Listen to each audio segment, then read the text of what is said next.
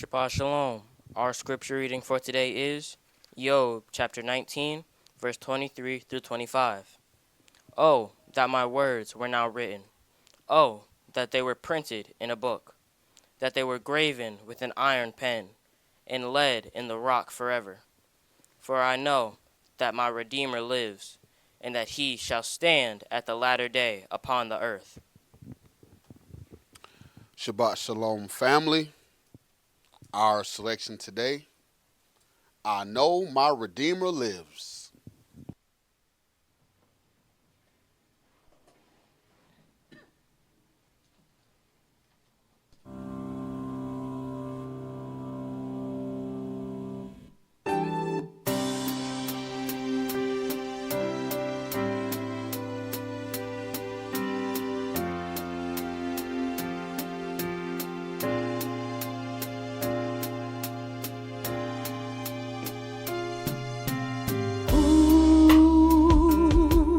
Showed the sun where to stand in the morning. Who told the ocean you can only come this far? And who showed the moon where to hide until evening? Who girds the moon and catch a falling star? Well, I know my Redeemer lives. I know my Redeemer lives. Let all creation testify. Let this life within me cry. I know my Redeemer lives. There's an Elohim who sends things in orbit, runs to the weary, the worn, and the weak, and the same gentle hands that hold me when I'm broken.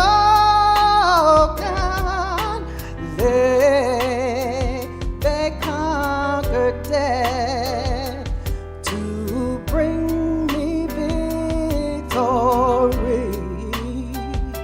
Well, I know my Redeemer lives. I know my Redeemer lives. Let all creation testify. Let this life be cry. I know my Redeemer lives. And he lives to take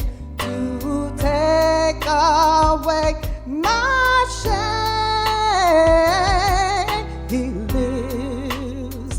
He lives forever.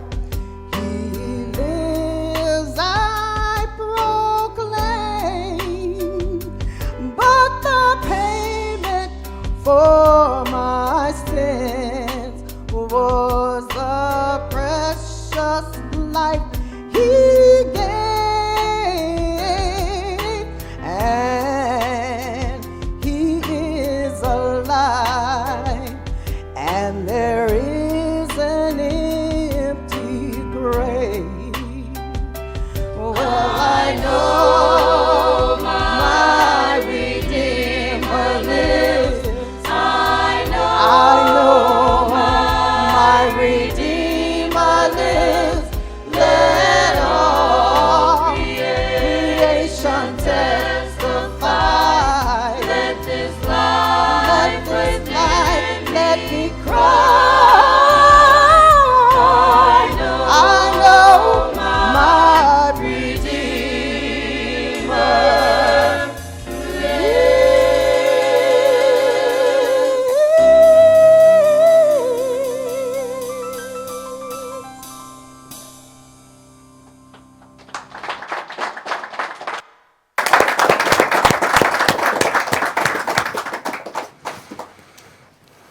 The oracles of the UCI.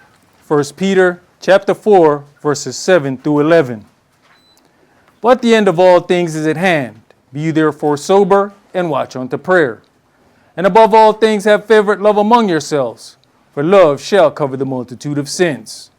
Use hospitality one without grudging. Use hospitality one to another without grudging. As every man has received the gift, even so minister the same one to another as good stewards of the manifold grace of Elohim. If any man speak, let him speak as the oracles of Elohim. If any man minister, let him do it as of the ability which Elohim gives, that Elohim in all things may be glorified through Yahshua the Mashiach, to whom be praise and dominion forever and ever. Amen. Ephesians chapter 4, verses 29 through chapter 5 and verse 4. Let no corrupt communication proceed out of your mouth, but that which is good to the use of edifying, that it may minister grace unto the hearers. And grieve not the Holy Spirit of Elohim, whereby you're sealed until the day of redemption. Let all bitterness and wrath and anger and clamor and evil speaking be put away from you with all malice. And be you kind one to another, tender-hearted, forgiving one another, even as Elohim for Yahshua's sake has forgiven you. Be you therefore followers of Elohim, as their children, and walk in love, as the Mashiach also have loved us, and has given himself for us an offering and sacrifice to Elohim for a sweet-smelling savor. But fornication and all uncleanness or covetousness, let it not be once named among you as become saints. Neither filthiness, nor foolish talking, nor jesting, which are not convenient, but rather given of thanks. Ecclesiastes chapter 5, verses 1 and 2. Keep your foot when you go to the house of Elohim, and be more ready to hear than to give the sacrifice of fools, for they consider not that they do evil. Be not rash with your mouth, and let not your heart be hasty to utter anything before Elohim. For Elohim is in heaven, and you upon earth. Therefore, let your words be few. Exodus chapter 23, verses 20 and 21. Behold, I send an angel before you, to keep you in the way, and to bring you into the place which I have prepared. Beware of him, and obey his voice. Provoke him not, for he will not pardon your transgressions, for my name is in him. Revelations chapter 3, verses 20 through 22. Behold, I stand at the door and knock. If any man hear my voice and open the door, I will come into him and will sup with him, and he with me. To him that overcomes will I grant to sit with me in my throne, even as I have also overcame and have sat down with my Father in his throne. He that has an ear, let him hear what the Spirit says unto the churches. All right, Shabbat Shalom. Shabbat Shalom. Which is peace on Yahweh's holy Sabbath day. Welcome to another holy convocation that Yahweh has enjoined unto us here in this body of Yahshua. Sometimes when we just do our regular things, we don't think about how blessed we are to be born in the time that we are. We don't sit back and think, just as simple. Me and a few brothers were out front talking. A simple thing like that a couple years ago would have gotten us beat very badly. The police would have pulled up. They would have harassed us. It would have been a lot of issues just because a couple of brothers decided to stand and conversate with one another. You go back, and especially as we go to read some of the things that our forefathers went through, we were very, very blessed not to be born in those times. You know, I hear some of the conversations that brothers may have issues with, their employer and these types of things. And, we just pause for a minute and think about the enormous amount of mistreatment that our forefathers went through, that their employer was an abuser and hired a more efficient abuser to oversee you. And there was no pay. It was just enough for you to live so that you can work the next day. And sometimes we get so caught up in what we have and what we want to have and the things that we want to do next week and next year and we don't even consider all of the trials and tribulations that our people went through to try to get us to this place, this point where we are now. And as we keep backing up in history, we find that, it was even a way more brutal time. They didn't have to worry about public opinion because there was none. There was not a situation where anything was done wrong and then they could be shamed by something being put out. Just the change of having a so-called social media or internet changed a lot of things. The only reason why some of the police brutality had slowed down is because of cell phones. And it's one of the first things that they'll tell you when they pull you over, put their phone down. They are worried about what that phone may do as far as capturing how they mistreat us. And when we get into the volume of this book and find out how Yahweh punished us and what all he did in dealing with us, we have to be happy for the time that we're in. We need to be able to take these trials and tribulations and understand they could be a whole lot worse. We're going to begin today's sermon in 2 Kings chapter 20. 2 Kings chapter 20. And we're going to start that at verse 1. Check the speakers in the sanctuary, please. Turn those down.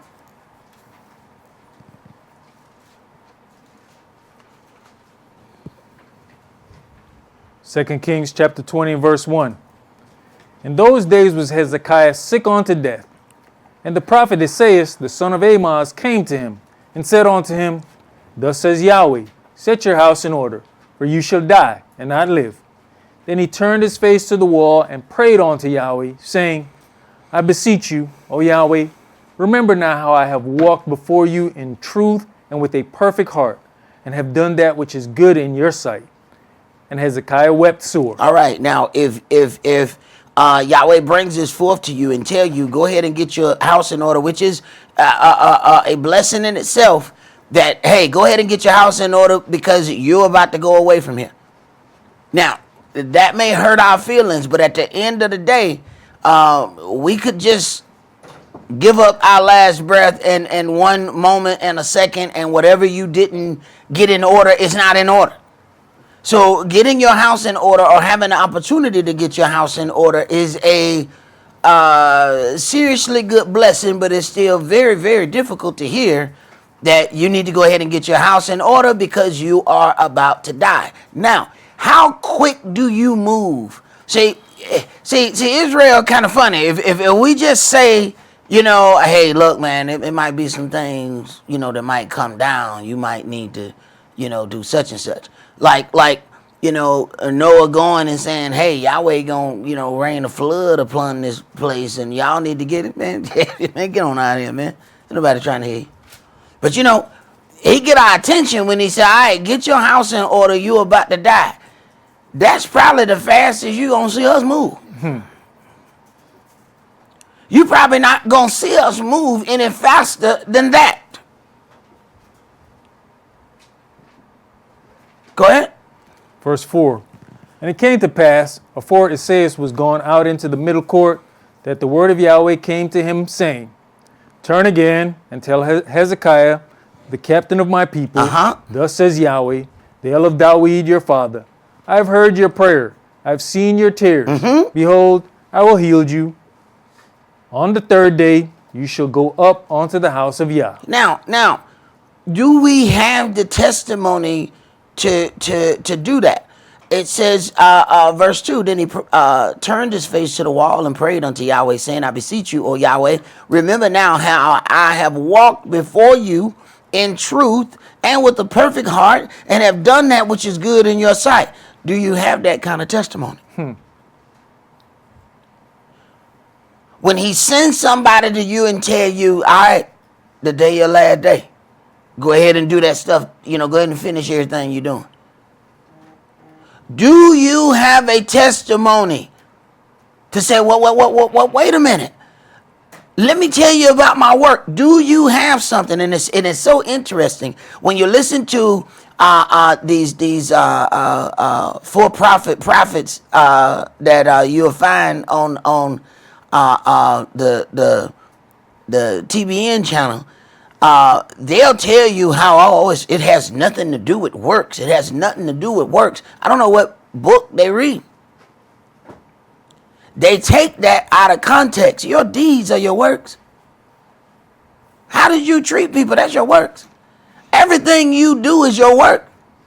The only way for you not to have any work is to never leave the house and never ask anybody for nothing and never encounter any other people. How you spoke to the man on the corner was your work. Did you deem that he was an unimportant man, so you talked to him harshly? Those your works. You working constantly. You ain't working just because you ain't, well, I didn't clock in yet. Oh, no, you working. You always working. And that what you put forth is going to come back to you sooner or later. And Yahweh don't get, timing don't mean nothing to Yahweh. Timing means something to us. It don't mean nothing to him. He ain't never going to run out of it. So he ain't in no hurry. So we think a couple weeks go by, well, you know, Yahweh agreed with me. Let me tell you something. Yahweh let you do something in 1990 and come back in 2012 and be talking to you like it was yesterday. Now, this is for that thing you did when you had on that blue shirt. Blue shirt. You don't think you can be a little bit more specific? I don't wear a lot of blue shirts. You remember that time you had the blue shirt, you matched the hat with it. What? This is what you gonna give me. I did evil. I had on a blue shirt and I had a hat that matched the blue shirt. Come on, Yahweh. No, thank God, my son. Come on now. No, you did great evil. Matter of fact, look at the spot. What are you talking about? This was the spot. Uh-oh. Now it's starting to come back to you. See, no. You standing right where you did it at. Now look at where you're standing. Now I brought you right back here. I brought you right back to the scene of the crime. And so you done passed that place so many times, it don't mean nothing to you. Your sensitivity has gone down, see?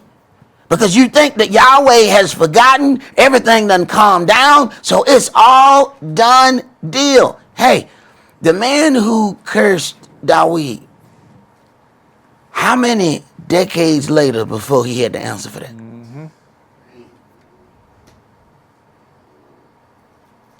When Dawid had that man killed, how many decades later did he have to answer?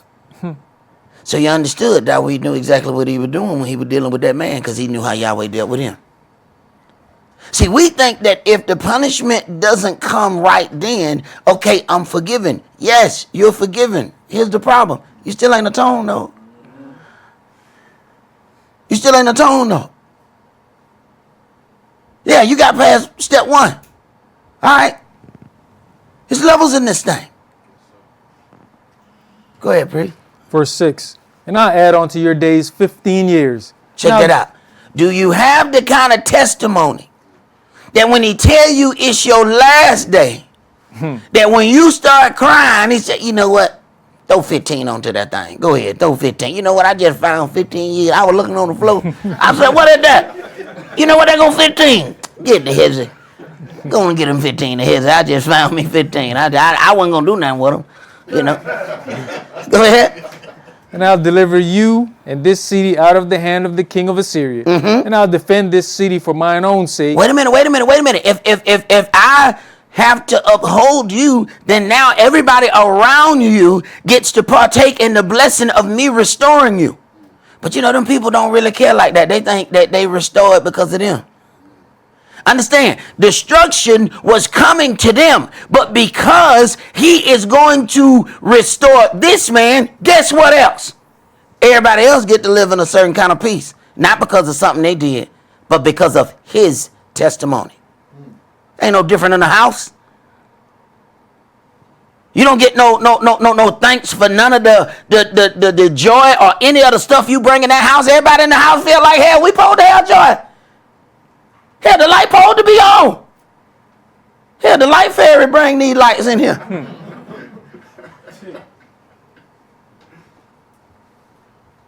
But everything that comes is because of his testimony. Because other than that, they about to get it. How many things you think they going to read after that where people come and say, I'm so glad Yahweh gave you more time? How many other people you think come and talk to him about his time? Because everybody think that his time is just his time. But wait a minute. When his time was extended, your peace was extended. Keep reading. And for my servant David's sake. And Isaiah said, take a lump of figs. And they took and laid it on the boil, and he recovered. Now, I'm probably being real petty right now. But why he didn't get nobody to put his hands on him and put his hand on the head and say, why? Why didn't he do that? This should have been a perfect time to right there. That would have been perfect. He said, get some figs. I need you to go in the kitchen. Go in the kitchen. What? Right. Go ahead. And Hezekiah said unto Isaiah, what shall be the sign that Yahweh will heal me, and that I shall go up into the house of Yahweh the third day? And Isaiah said, this sign shall you have of Yahweh, that Yahweh will do the thing that he has spoken. Shall the shadow go forward 10 degrees or go back 10 degrees? Now, it's you can really tell that Hezekiah did have a really good testimony. Have you paid attention to how many people asked that question of what shall be the sign and what happened to them? Okay, so I don't want y'all to like read this and be like, yeah, Hezekiah did it. You might not want to ask this. You might not want to ask Yahweh, what shall be the sign? And then he said, all right, the sign, you shall not go to the bathroom for 3 months. What? Oh, you gonna know? You ain't never gonna ask that question again. One brother asked that question, he couldn't talk. How long it take to have a baby? 9 months. We can't be quiet 9 minutes. Imagine not being able to talk for 9 months. Because you asked the question, what shall be the sign? Wherewith shall I know? Oh, you gonna know. Oh, you gonna know. Matter of fact, next time your mouth open, you gonna praise me so hard. Because you ain't gonna be there and spoke in 9 months. Oh, you gonna praise me so hard next time you open your mouth? You never ask that question again. So unless you got a heavenly testimony, I would not ask this question here. Go ahead. And Hezekiah answered, it is a light thing for the shadow to go down 10 degrees. No, but let the shadow return backward 10 degrees.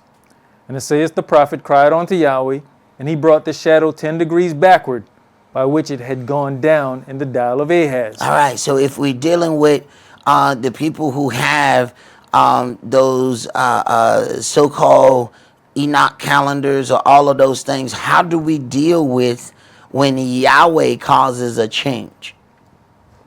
How does your predetermined squared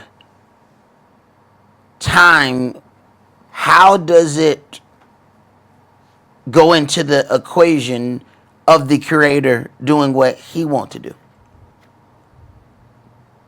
We don't have no equation for that. There ain't no equation called Yahweh did what he wanted to do. Go ahead. At that time, Baladan, the son of Baladan, king of Babylon, sent letters and a present unto Hezekiah, for he had heard that Hezekiah had been sick. And Hezekiah hearkened unto them, and showed them all the house of his precious things, the silver and the gold and the spices and the precious ointment, and all the house of his armor, and all that was found in his treasures. There was nothing in his house, nor in all his dominion, that Hezekiah showed them not. Then came Esaias the prophet unto King Hezekiah, and said unto him, what said these men? And from whence came they unto you? And Hezekiah said, they are come from a far country, even from Babylon. Now, you can't ever get so happy in your blessing that you decide that you're going to show some Babylonians all your precious treasure. I don't care how happy you ever get in life. You don't ever see, I'm so happy with you. Let me show you my bank account. And this is my savings. And this here is my portfolio. It's probably not a good idea. Go ahead. And he said, what have they seen in your house? And Hezekiah answered, all the things that are in my house have they seen. There's nothing among my treasures that I have not showed them. And Isaiah said unto Hezekiah, hear the word of Yahweh. Behold, the days come, that all that is in your house, and that which your fathers have laid up in store unto this day, shall be carried into Babylon. All that stuff you showed them, they coming to getting that. They was smiling. They were like, this where you keep your gold? Oh, my goodness. What this room called? Yeah, this is nice. Yeah. Okay, show me the next room. Right. They're telling all their robbing crew. Go ahead. Nothing shall be left, said Yahweh. And of your sons that shall issue from you, which you shall beget, shall they take away, and they shall be eunuchs in the palace of the king of Babylon. Now, this may just sound like a line in here, but this is one of the heaviest things that has proceeded out of Yahweh's mouth. The sons that shall issue from you shall they take away, and they shall be eunuchs in the palace of the king of Babylon. There is absolutely nothing more horrific than that one statement.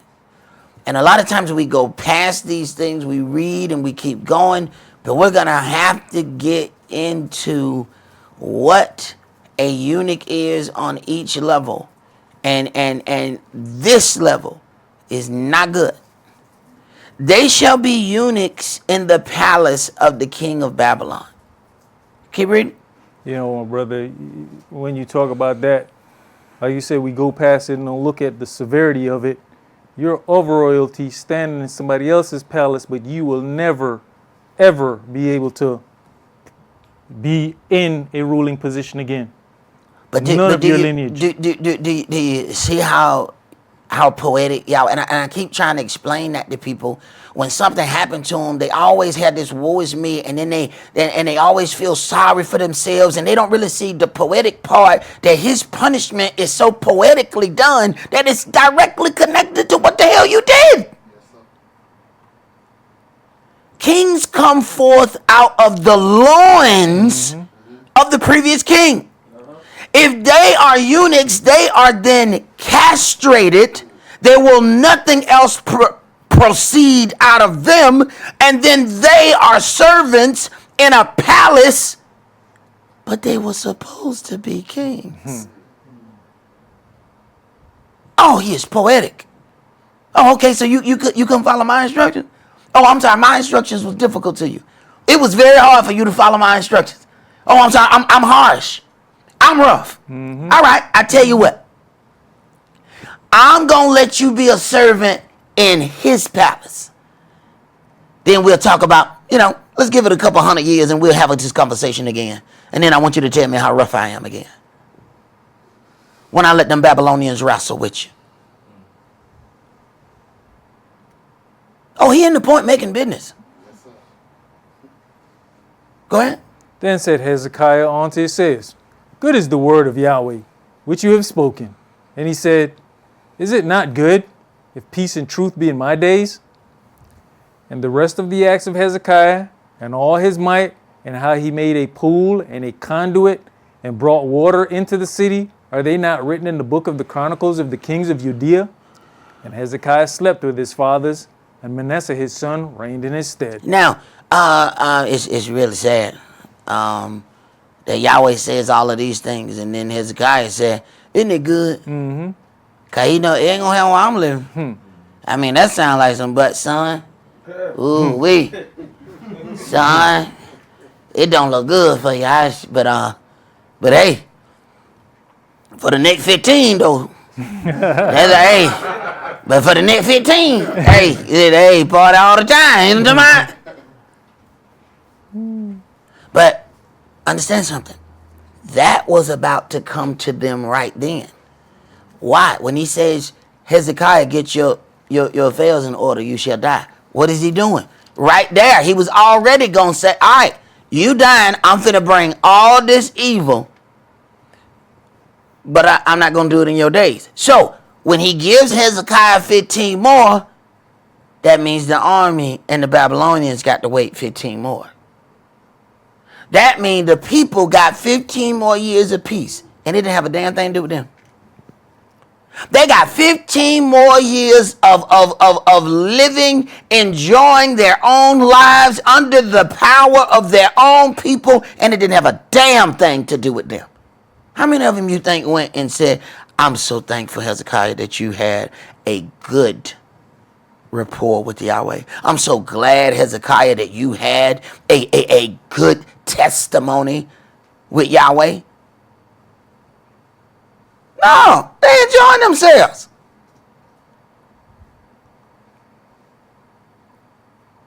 Let's go to Deuteronomy chapter 23. But that's us.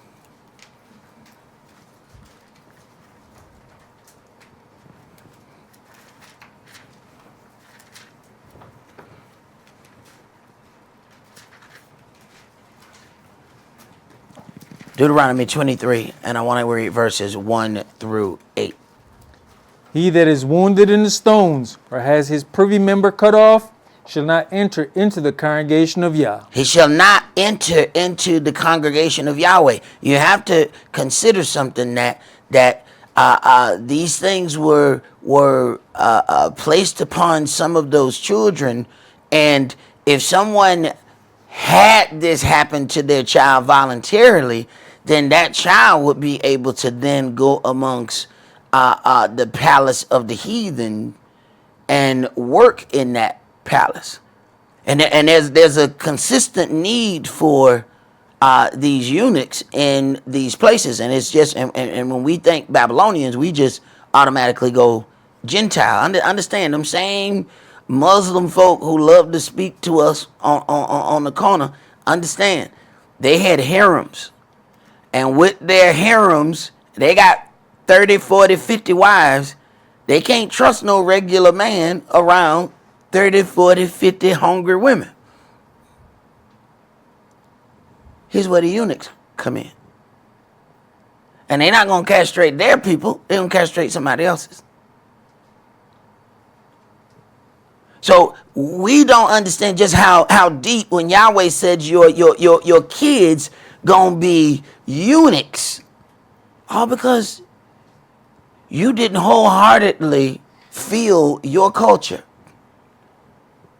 I don't know nothing more profound to tell somebody, especially a little boy. When he say, you know what, man, I want to, Dad, I want to wear my pants hanging down and sagging like everybody else, you know what I'm saying, because this cool. And I hate to just be, real horrible about it. You like your pee-pee? Mm-hmm. You like it? Because you keep playing with Yahweh, he might cut it off. You want to keep playing this game? This is what happens when you don't walk in your culture. You want to think somebody else's culture is cool? Let's see how cool it is. When you're missing part of it. No, this need to be said. You need to understand how your Elohim operate. Because you damn sure don't need to be cut off guard by this one. Go ahead, brother.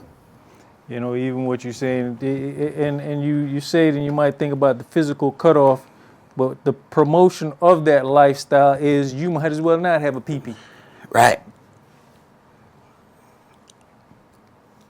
Verse 2, a bastard shall not enter into the congregation of Yahweh, even to his 10th generation shall he not enter into the congregation of Yah.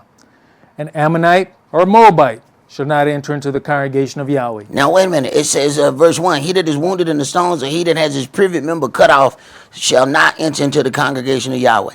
So if somebody has had an operation and they said, I was born a man, but I'm a woman now, and they said, well, I want to come in and keep the Sabbath day, will people be mad when I said, no, you can't come in? See, well, folk be boycotting and say, they're just so harsh down there.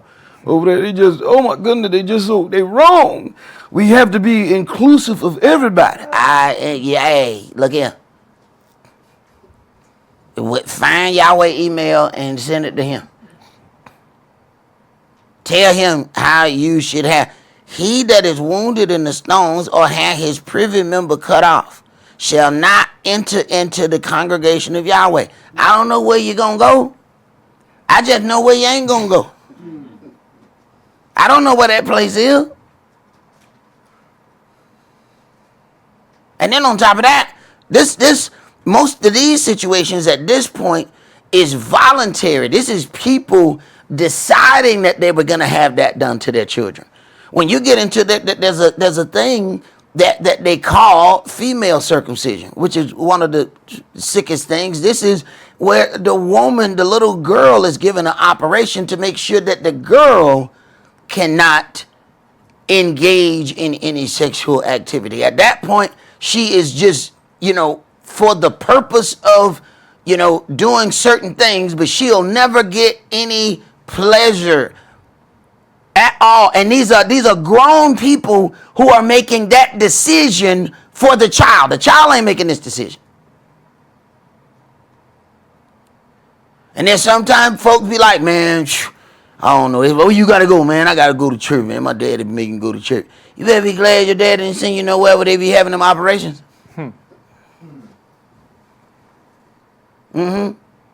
These they parents that's doing this. So before they know anything, this is already done. And Yahweh have to warn us, hey, don't you get off into that stuff that they off into. Go ahead. Even to their 10th generation, they shall not enter into the congregation of Yahweh forever, because they met you not with bread and with water in the way, when you came forth out of Egypt, and because they hired against you Balaam, the son of Beor of Pethor of Mesopotamia, to curse you. I'm telling you, it matters how you treat Israel. This is affecting them because of how they treated Israel. But let me also warn you, it matters how you treat Israel, even though you are Israel. Yeah, it's easy to look at, oh yeah, those people said some things and Yahweh won't let them come in. Yeah. Well, what y'all say about each other? You think he don't know how to judge between apple and apple? You think he can only do that when it's some other nation that did it? Wasn't Miriam an Israelite? Wasn't Aaron an Israelite? You think why Yahweh didn't say, well, I'm going to let this slide because y'all Israelite? That's not what he said. He said, come out, you three. Go ahead. Nevertheless, Yahweh your Elohim would not hearken unto Balaam, but Yahweh your Elohim turned the curse into a blessing unto you, because Yahweh your Elohim loved you. Right. It don't matter what somebody say about you. If Yahweh be for you, who can be against you? Go ahead. You shall not seek their peace nor their prosperity all your days forever. You shall not abhor an Edomite, for he is your brother. You shall not abhor an Egyptian, because you was a stranger in his land. The children that are begotten of them shall enter into the congregation of Yahweh in their third generation. All right, let's go to Isaiah chapter 56.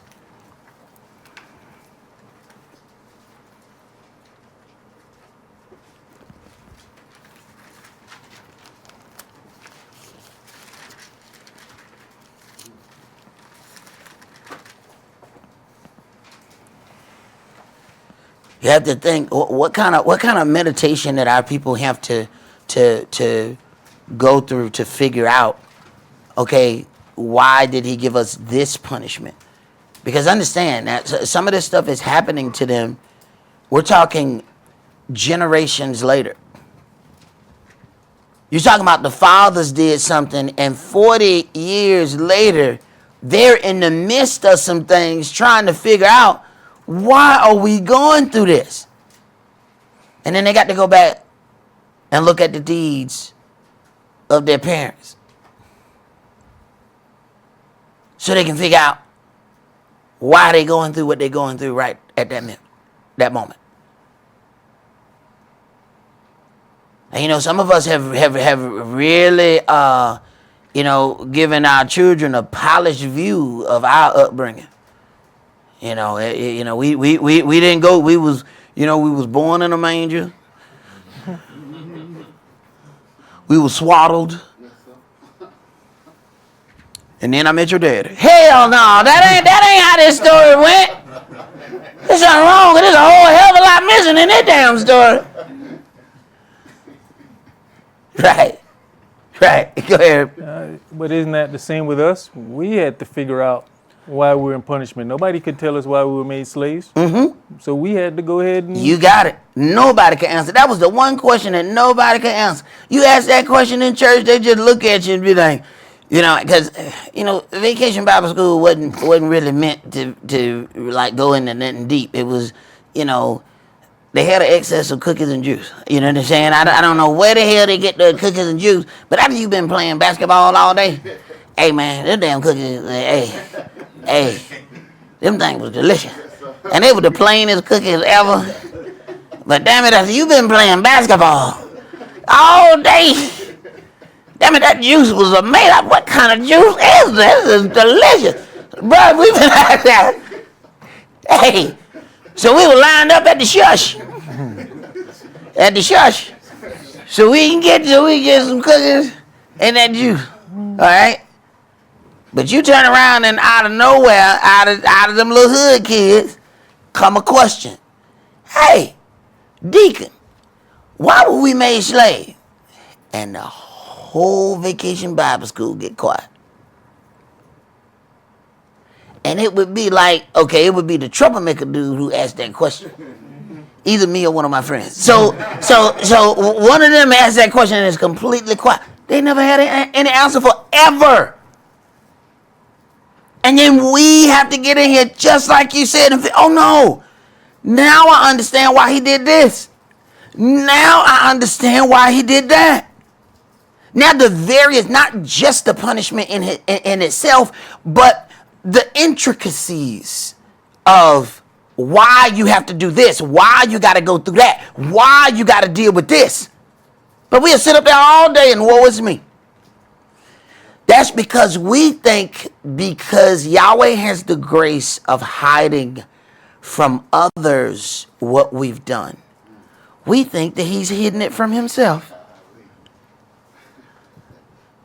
Now, that was his grace that he didn't show everybody else what you did. But please don't think that he forgot what you did. And if you keep poking at him, he gonna pull that part of the grace off and say, okay, well, maybe I need to show people. So since you keep saying and projecting that I'm unfair, since you keep projecting that I'm not caring, that I'm not loving, maybe I need to show them why I'm dealing with you in this manner. Keep playing with him. Keep playing with him. Read, Pre. It says, chapter 56 and verse 1. Thus says Yahweh, keep you judgment and do justice, for my salvation is near to come, and my righteousness to be revealed. Blessed is the man that does this, and the Son of Man that lays hold on it, that keeps the Shabbat from polluting it, and keeps his hand from doing any evil. Neither let the son of the stranger that joined himself to Yahweh speak, saying, Yahweh has utterly separated me from his people. Neither let the eunuch say, behold, I am a dry tree. Because the priesthood is passed down through the lineage of sons. All right? Now, if the man is a eunuch, he will not procreate. He will not have anything else after him. So it's a pretty strong thing when a person decides that they're going to be a eunuch.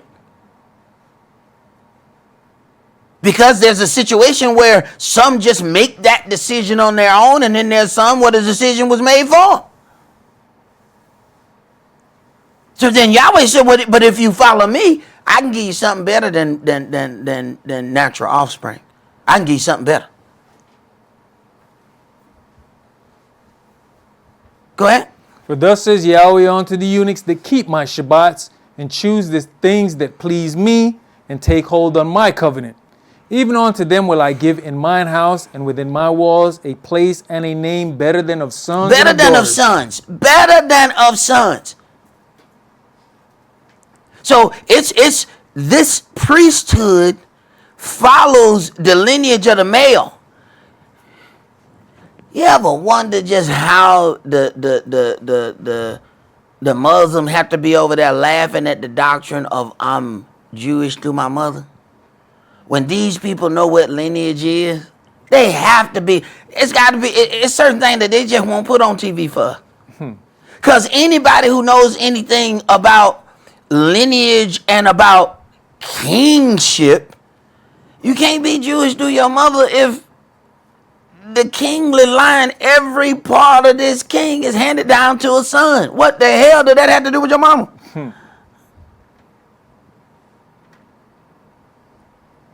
And the next time somebody say they Jewish through their mother, well, how was the kings handed down? Because I'm really interested in how the kingship was handed down if you Jewish through your mama. You go through this whole book of Kings, you can't find but a couple mama names in here. So you damn sure wasn't king through your mama. So how you became Jewish through your mama? Right. Another colonial game of oppression is what it is. Go ahead. You know, even if you look at the women throughout Scripture, what were they always happy about? When they gave him a man-child. Yep. Exactly. Go ahead. I'll give them an everlasting name that shall not be cut off. Also the sons of the stranger that joined themselves to Yahweh to serve him and to love the name of Yahweh to be his servants. Everyone that keeps the Shabbat from polluting it and takes hold of my covenant. Even them will I bring to my holy mountain and make them joyful in my house of prayer. Their burnt offerings and their sacrifices shall be accepted on mine altar. For mine house shall be called a house of prayer for all people. The Adonai Yahweh, which gathers the outcasts of Israel, says, Yet will I gather others to him, besides those that are gathered unto him. I will gather others to him besides those that are gathered unto him. The blessing that Israel possesses doesn't just bless Israel. It blesses everything that's around Israel. So there are some people in your midst benefiting from the blessing that has come to you and probably still giving you their tail for you to kill. And the only reason they got a blessing because they standing close to you.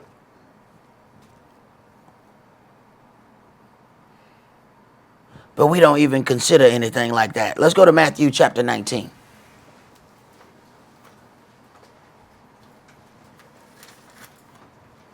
So Yahweh knew exactly what he was doing when he separated Abraham and Lot. No. And look here, Lot didn't even live close to him, and Lot still got blessed because because he was close to Abraham in heart. Yahweh like, look, that's the closest I need y'all to be, close in heart. I don't need y'all to live near each other. Nope. You let him go over there, you go over there, y'all don't live near each other. See, I got some things I'm trying to do with you, and I don't want him to have nothing to do with it. He already getting blessed because I'm blessing you.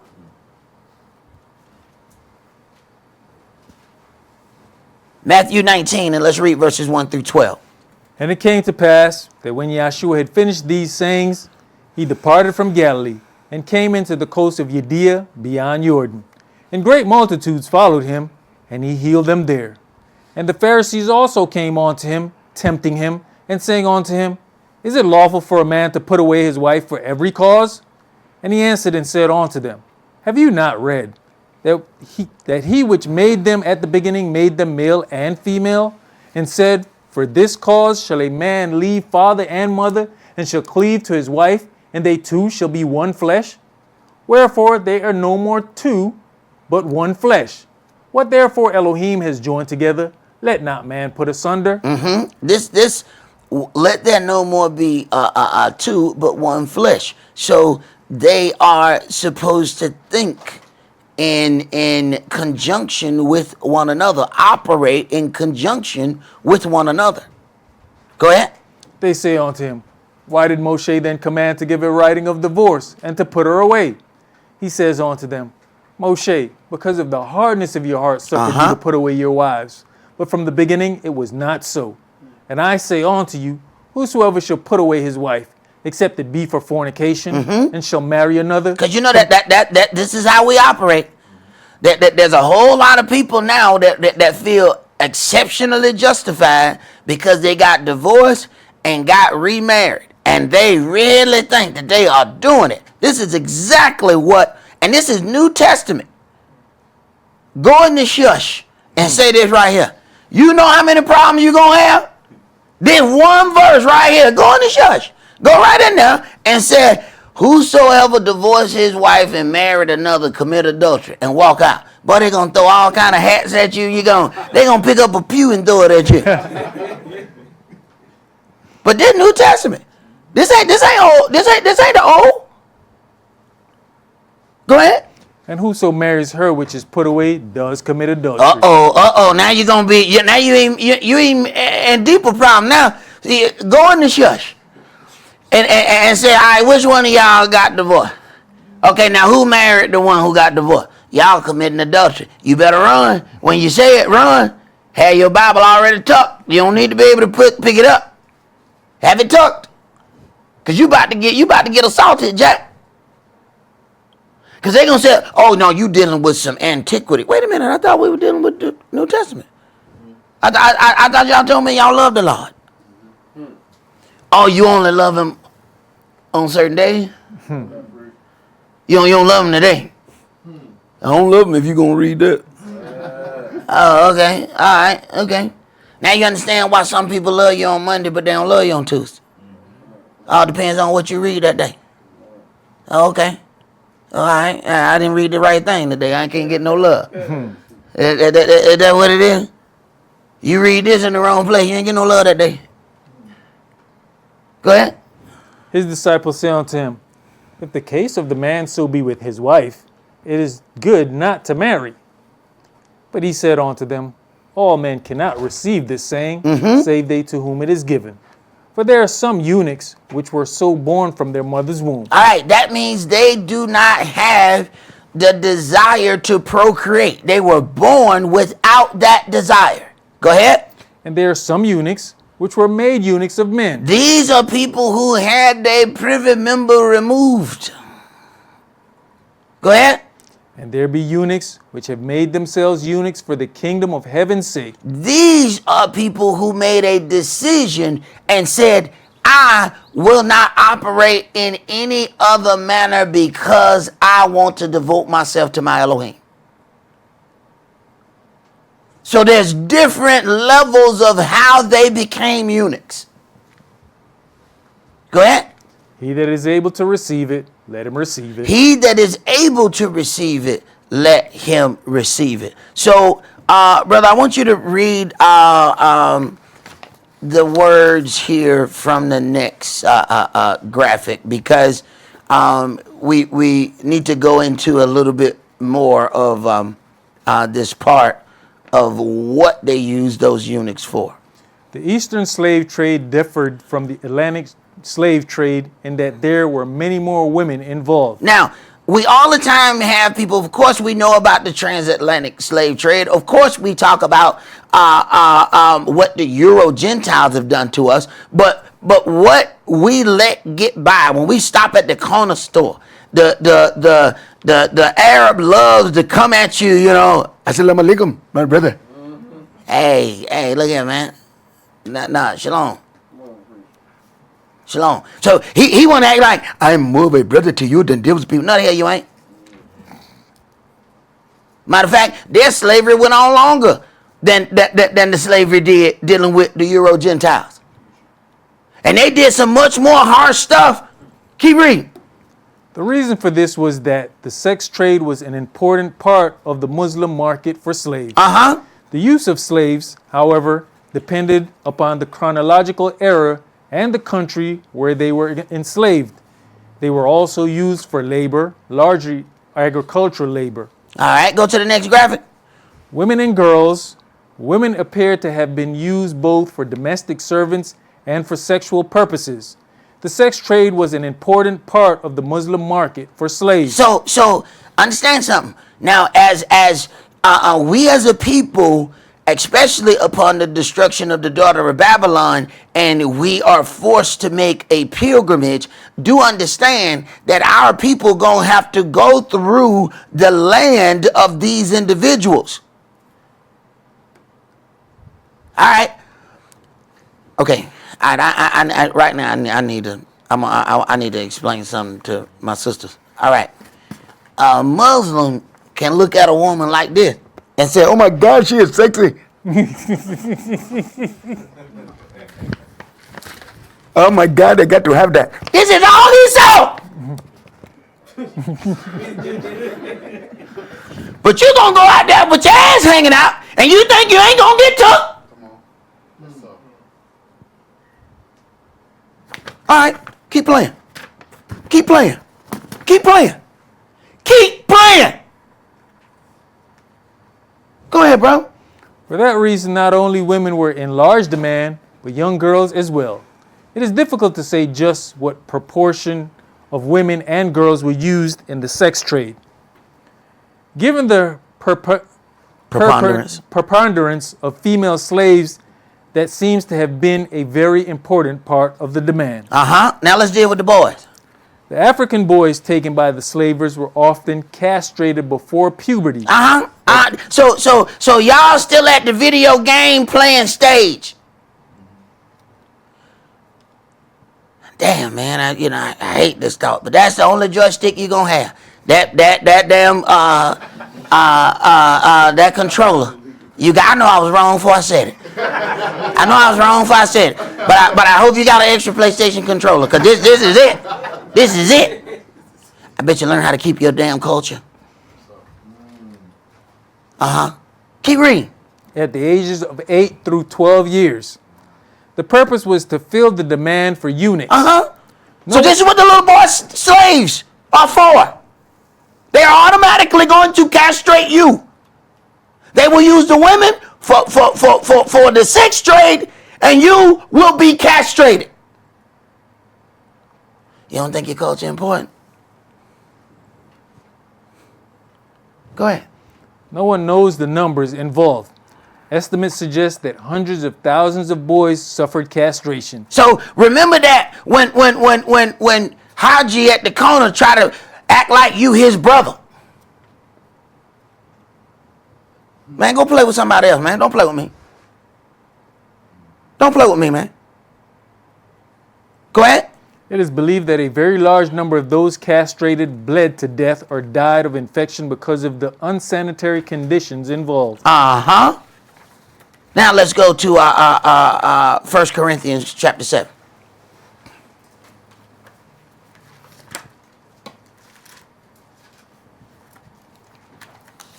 Sometimes you need a little compare and contrast in your life. It make you think about things and look at something a little different.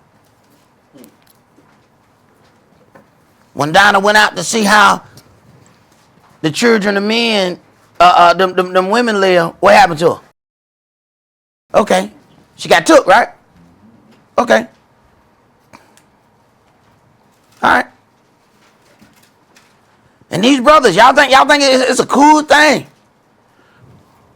What happened when them brothers was over there? They said, bring us the men that came to you that we may know them.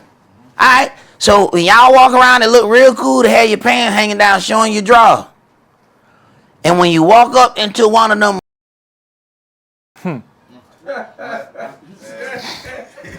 and he looking at your drawers too, what you gonna do then? And he said, I'm gonna know you. Guess what? You enticed him. You enticed him by having your pants hanging down. Is it still cool now? Is it cool now when he had you screaming, uncle?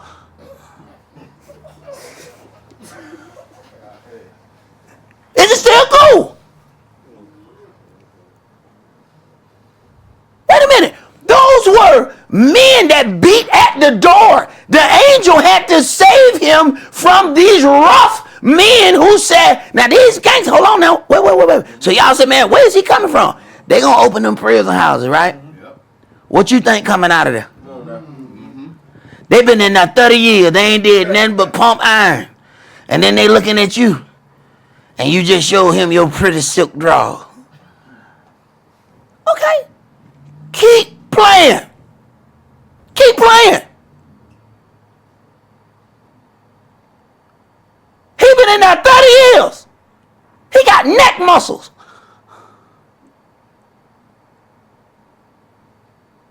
And you walk around with your pants hanging down. And you think it's cool. Or you walk right past the woman. Right. Yahweh have a way of making you appreciate your culture. But you're not going to like how he make you appreciate it. You're not going to like it. Go ahead. You know, it's sad that you have to keep repeating. In our days, one of the elders would say something, you catch it and you move on. I remember being in high school, you know, you're working out. You get some muscles pumping, so you walk around, well, me. Shirt buttoned down, you know, showing the chest. One day one of my teachers said, come here. He said, man, I know you working out and you doing this for the girls, but you know you can also catch the wrong attention. I looked at him like, the hell? You ain't have to worry about me from then on. Message, pickup, got it. Right. We do a whole lot of things, man, not really considering the other side of that. When Yahweh give us a culture, he said things have to be covered for a reason. We just think that reason goes singularly. No. What if you get the wrong kind of other attention? What you gonna do with that? He gives you a culture. He said, you need to be covered. Wait, I don't need to be covered. Something happened to you, you gonna act, hey, you gonna cover up. You gonna cover up with 4 layers after something happened to you? But why it's gotta come to that? Why does it have to come to that? Because see, we just hard to learn. We just hard-headed. Once something happened to us, oh, we covering up then. You ain't never got to tell us to cover up then. Go ahead. Here's the flip side of that. You know, you advertise and you get the wrong attention. You go ballistics and beat this person to death. Now you're still in there where the attention is focused on you. Oh yeah. Now you in a little cell with one of them. And he was working out 4 years before you got there. Go ahead. 1 Corinthians chapter 7 and verse 1.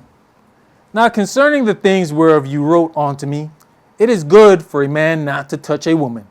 Nevertheless, to avoid fornication, let every man have his own wife, and let every woman have her own husband.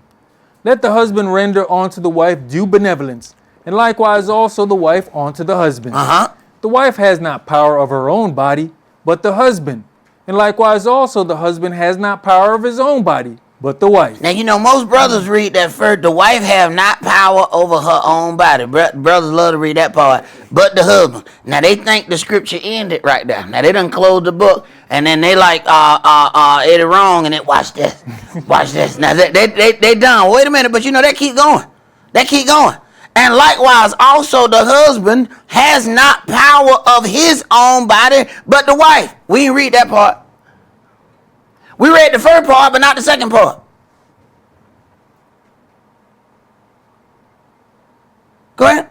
Defraud you not one the other, except it be with consent for a time, that you may give yourselves to fasting and prayer. All right, so then this fasting, separating yourself from conjugal duties while fasting and prayer, then helps magnify your fasting and prayer. So now you understand then the greater level of a eunuch. This person is not entering into anything that would cause them to be unclean. Their fasting and prayer then is magnified.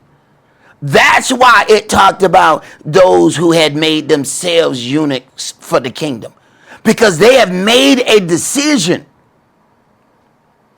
This separation was only supposed to happen during fasting and prayer. Because one thing is known, all right, the devil gonna come at you. The longer you let that go on, the devil coming at you. Now, when the devil succeed, are you gonna say how the devil did something wrong, or are you gonna take your part in it? Go ahead. And come together again, that Satan tempt you not for your incontinency. But I speak this by permission and not of commandment. For I would that all men were even as I myself, but every man has his proper gift of Elohim, one after this manner and another after that. Listen, for I would that all men were even as myself. So you talking about an individual who has gone, and you have to think about how many places Saul went. He went from here to there to here. He's constantly moving. And he said, man, if this man had a family, it would be horrible. But then not having any desire to be with the opposite sex, he's able to completely devote himself to the Most High. Because you keep moving a family like this, and they're like, how long, bro? How long? How long? Where we going now? How long? So then you see where that there's some power in that if it's used for Elohim. But if not, you're going to have some issues. Go ahead. You know, when you go back to verse 5, it says, defraud you not one another, one the other. And somebody will say, well, how did I defraud you? By marrying me? That's how you defrauded me. Because it says, even though it says, let the husband render unto the wife due benevolence, what about the other way around? Well, you know, when it's defraud, and defraud is what? What is fraud? When you get into any kind of agreement without revealing certain information. Matter of fact, in certain places, the contract is void because you did not reveal certain part of the information when the contract was entered in. So then the contract was fraudulent because you defrauded them by holding back certain information. When I was first starting to work, you know, that insulation that they put in the walls and in the ceiling and whatever, there was this company that was, I think it was called like Manville, that made all of the insulation. Well, they sold the company, but they knew that they were about to get sued. Well, come to figure out, it was asbestos and all this stuff in it, and it done caused all these people cancer or whatever. So they sold this for like some crazy millions of dollars. The lawsuits hit. So they had to be already in negotiation and knew that the lawsuits were coming. They sold the company. The person buying the company had no idea about all the lawsuits. When that person bought the company, all the lawsuits hit them. The company went under. He went bankrupt. All the lawsuits hit him. So that was a fraudulent transaction. He knew that he had all of this stuff in there for all of the people who had been working in construction. They were breathing this. All of them had cancer because of all of the stuff that was in that product. But this individual knew that and knew to sell it before. So when we get into these arrangements and we neglect to bring forth certain information, then that's a fraudulent contract. You have defrauded somebody, not letting them know, hey, let me tell you now what this is. And y'all know when we go on dates, our date is an interview. We ain't trying to give no real information. We trying to look as spiffy and handy. I mean, we took a bath that night before. We wasn't honest. I hadn't took a bath in 2 weeks. Why you ain't gonna be honest? You didn't even feel right in the bath because you ain't been in one so damn long. Right. When we go and do an interview, we ain't telling those people. I'm gonna be honest with you. You know what I'm saying?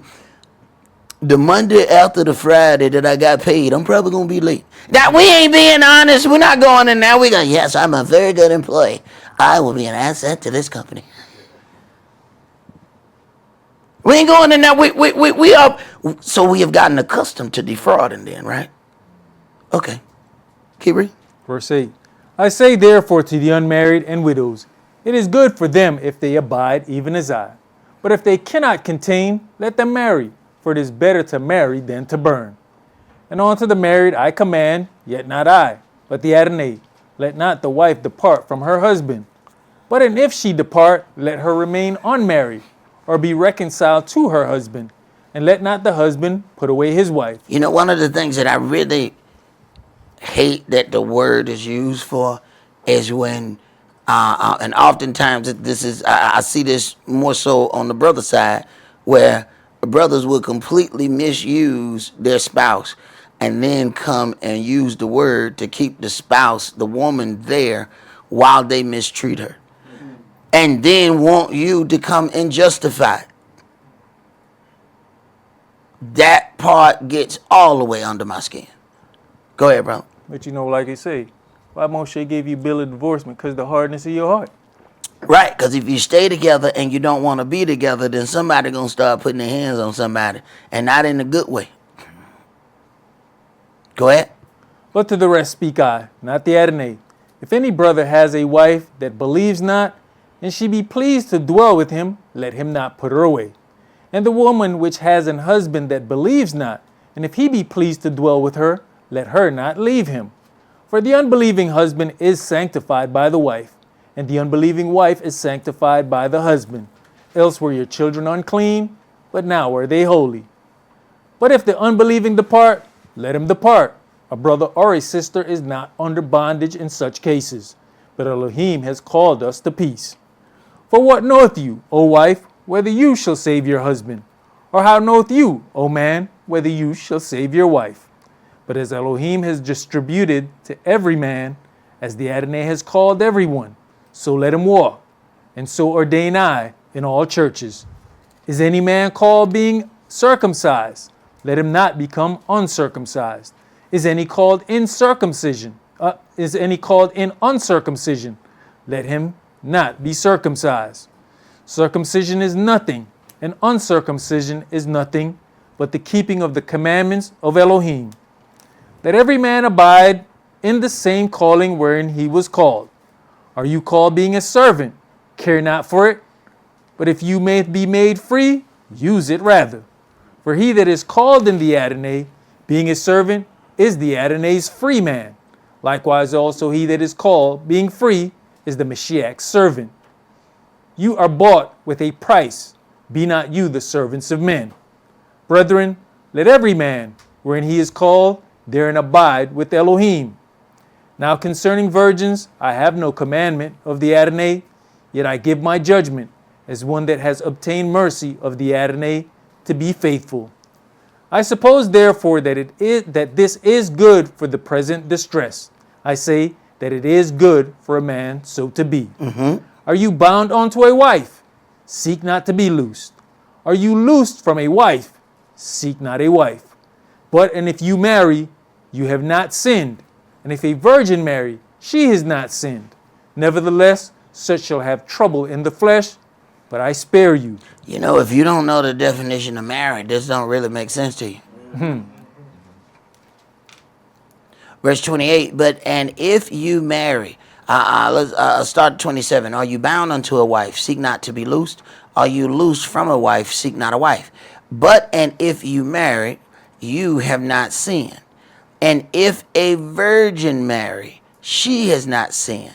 Nevertheless, such shall have trouble in the flesh, but I spare you. There's some things here. Once we cross that line, then our mission to do certain things is going to be just a tad bit misdirected, if you will, if we're trying to follow Yahweh, depending on the level of the job that he gives us. So when you look at a level of a job that Saul has, hey, he having a wife will be an issue. Having a wife will be an issue when you got to go this many places, you got to talk to this many people, you got to do such and such. Hey, sometimes you hang out at the camp too long, you start getting phone calls. Hey, look here. Look here now. I mean, you want look here. I said, look at him. Boy, look at him. Come on now. Come on. Okay, it's morning time. You know what it is now? It's yesterday. You can come on home now. You playing. Go ahead. But this I say, brethren, the time is short. It remaineth that both they that have wives be as though they had none. And they that weep as though they wept not. And they that rejoice as though they rejoiced not. And they that buy as though they possess not. And they that use this world as not abusing it, for the fashion of this world passes away. But I would have you without carefulness. He that is unmarried cares for the things that belong to the Adonai. All right. So now you see how then one who has made himself a eunuch for the kingdom then can completely focus. He's free. He's free to move without worrying about how it may bother somebody else. Yahweh may send this individual anywhere he wants to send him. And he can send him with whoever. Because, hey, you can be married and Yahweh send you on a trip. Yeah, I want you to go with such and such. And then Mary going to go with you. Not Mary who used to be the hoe. Mm-hmm. You ain't going on no trip with Mary the hoe. No, you not. No, you're not. Well, God should have told you something else. I tell you that. No, you are not. I know she's supposed to be in the word now, but I heard. Absolutely. You won't be going on no trip with her. I can tell you that. They're going to have to get salvation some other way. Right. Okay. Go ahead. How he may please the Adonai. But he that is married cares for the things that are of the world, how he may please his wife. All right. So now, when Elder was getting ready to go to Tennessee, he put the whole trip on hold because he said, no, Sock wife and get ready to have a baby. He put the whole trip on hold, waited. Afterward, he looked at me. All right, Sock, we good? Yeah, it's all right. The trip to Tennessee back home. He granted me a look because he like, no, you don't need to leave right now. You know what I'm saying? You about to have a baby. And it wasn't me he was thinking about. Because he's like, hey, bro, she going to be looking at you about crazy. You go on a trip right now. So he's like, I'm going to give you this. So he put the whole trip on hold. He said, no, I'm not going without you. There ain't no trip. But once she had that baby, and a little couple days passed, everybody good. Now we're going to go take this trip. He knew what that was going to be if I'd have went on that trip. But he knew if he went, I was going. Go ahead. And you see that's wisdom of an old man looking and saying, I know the young boy, he about this word and he gonna go for this word, but he gonna get some words when he come back. Hey, I was gonna get something. He knew if I heard the car crank up, I was gonna be in it, and he knew that. He let me say this boy from himself. Good God Almighty. Go ahead. There is difference also between a wife and a virgin. The unmarried woman cares for the things of the Adonai, that she may be holy both in body and in spirit. But she that is married cares for the things of the world, how she may please her husband.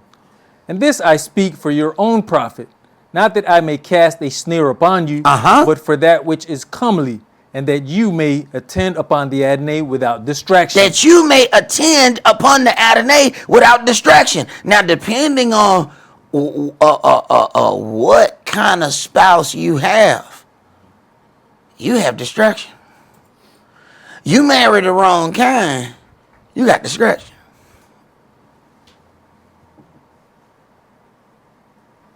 Go ahead. But if any man thinks that he behaves himself uncomely toward his virgin, Toward his virgin. Now, if it's his, then if he already have it, then he already in the covenant with her. If it's his virgin. Can you read? if she pass the flower of her age, and need so require, let him do what he will. He sins not. Let them marry. Let them marry. Wait a minute. Let them marry. I thought they were married when they entered the vow. No. See, we don't know the definition of marriage. You mean he has a virgin all this time, but they ain't married? Okay. See, this is where the part of the defraud comes in. Because we don't want to say exactly how many times we've been married. Keep going. But see, that's also where that carnal mind can't think that Joseph was with Miriam all this time and Of course. they didn't do nothing. Right.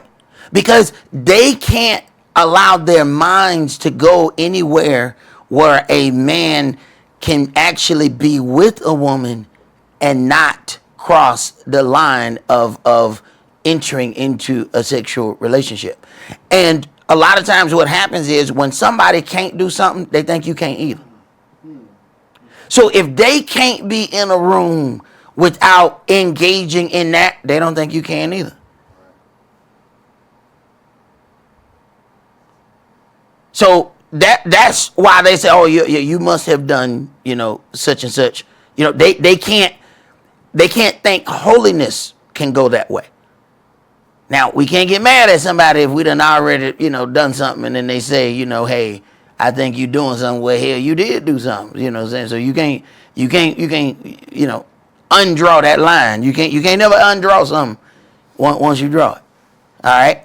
But in these situations, they can't believe that a brother could be so holy as to take on the responsibility. It's not about him necessarily being in the room with the woman. He took on the responsibility of a husband, of a father, without being one. There are individuals who will only take care of a kid as long as they're with the mama. As soon as they are no longer in a relationship with that woman, they no longer take care of that child.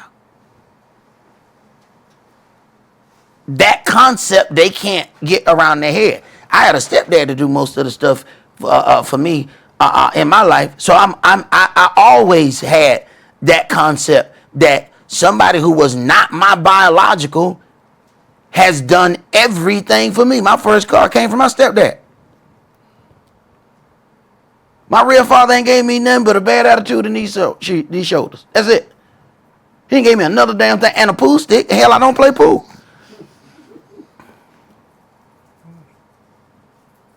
But because they wouldn't do it, they figured ain't no way in the world he did it. He gonna go on trips. He gonna do such and such, and that ain't even his child. They can't put their mind there. So they figure he can't do it either. Go ahead. Nevertheless, he that standeth steadfast in his heart, having no necessity. Now he's completely free to be led by his Elohim. He's completely free to serve his Elohim without any distraction. Go ahead. But has power over his own will, and has so decreed in his heart that he will keep his virgin, does well. So then he that gives her in marriage does well, but he that gives her not in marriage does better. Now, that is, of course, if, they're both on one accord. Mm-hmm. He ain't just making the decision now by himself, and she don't know nothing about the decision. Go ahead. The wife is bound by the law as long as her husband lives, but if her husband be dead, she is at liberty to be married to whom she will, only in the Adonai. Mm-hmm. But she is happier if she so abide, after my judgment. And I think also that I have the spirit of Elohim. Right. And sad as it is, there are some that are physically dead and some that are spiritually dead. Let's go to Genesis chapter 2.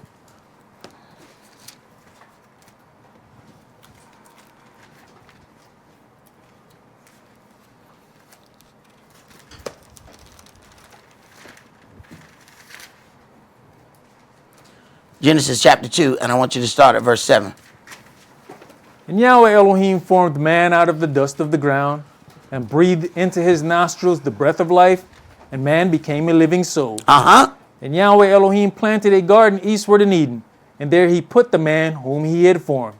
And out of the ground made Yahweh Elohim to grow every tree that is pleasant to the sight, and good for food.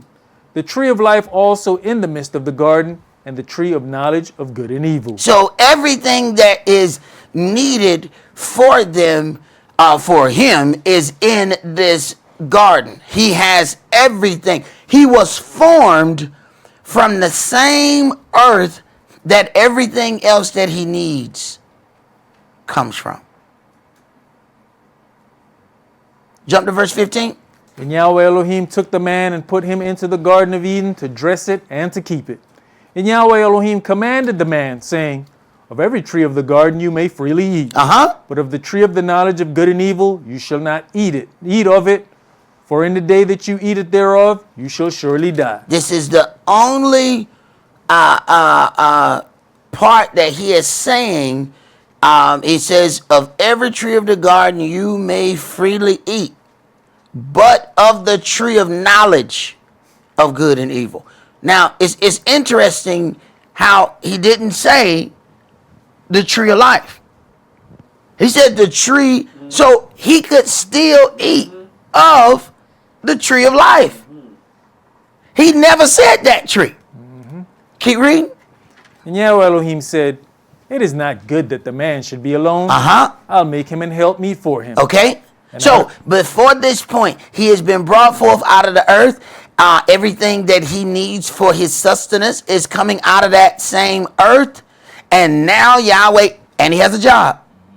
All right, let's not miss that part. He has a job. He has something. He has direction from Elohim. This is your job. This is your purpose. Go ahead. And out of the ground Yahweh Elohim formed every beast of the field, and every fowl of the air, and brought them unto Adam to see what he would call them. And whatsoever Adam called every living creature, that was the name thereof. So everything has been brought forth out of this earth, and he is given dominion over it. Go ahead. And Adam gave names to all cattle, and to the fowl of the air, and to every beast of the field. But for Adam there was not found an helpmeet for him. And Yahweh Elohim caused a deep sleep to fall upon Adam. And he slept. And he took one of his ribs, and closed up the flesh instead thereof. And the rib which Yahweh Elohim had taken from man, made he a woman, and brought her onto the man. Now, you know what I find interesting? That the people who said Joseph was the physical daddy, they don't have no problem with Yahweh opening up a man and taking a part out of him and making a whole nother being. But somehow they believe that there's no way possible that Yahweh can bring forth a baby without a man and a woman coming together sexually. I find that utterly amazing. Then we find out that it's not about how magnificent the idea is. It is about their own limitations. Because how can you believe that he can do this, but you don't believe that he can do that? That was a much smaller task than this. Go ahead.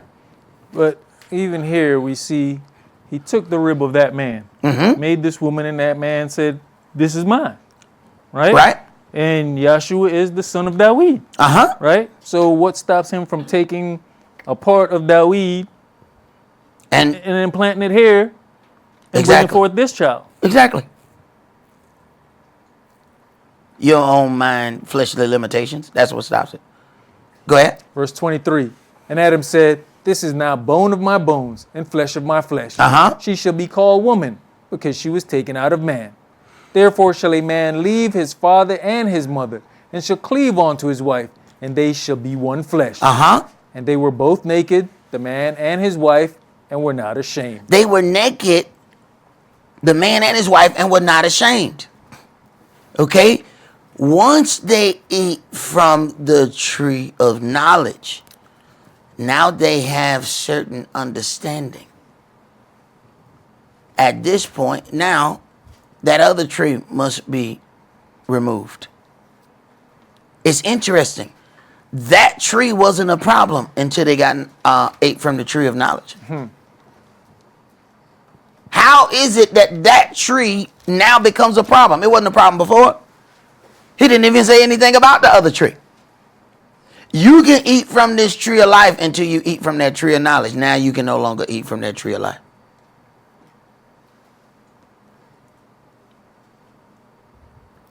And we know that that was a whole situation that started there. So man was formed from the dust of the ground, just as all the other animals, trees, and food for man.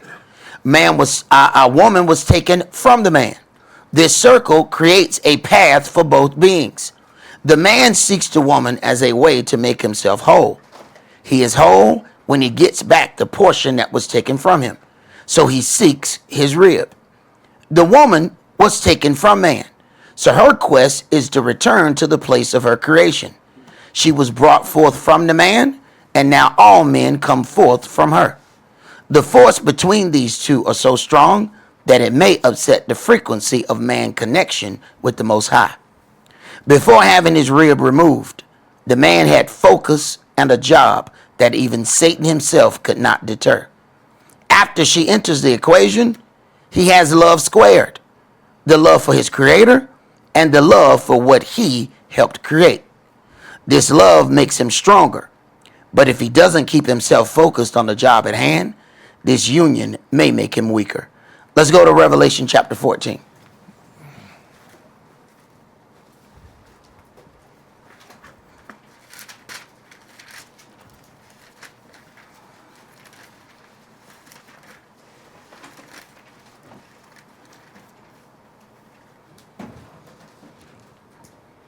Revelations chapter 14 and verse 1. And I looked, and lo, a lamb stood on the Mount Zion, and with him 144,000 having his Father's name written in their foreheads. And I heard a voice from heaven, as the voice of many waters, and as the voice of a great thunder. And I heard the voice of harpers harping with their harps. And they sung as it were a new song before the throne, and before the four beasts and the elders. And no man could learn that song but the 144,000 which were redeemed from the earth. These are they which were not defiled with women, for they are virgins. They are virgins. At this point of resurrection, they are as the eunuchs. They have no desire. There is absolutely nothing to deter them off from serving their Elohim.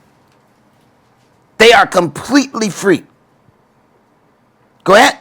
These are they which follow the Lamb whithersoever he goes. These were redeemed from among men. Redeemed from among men. So they, how are they virgins? Because they got born again.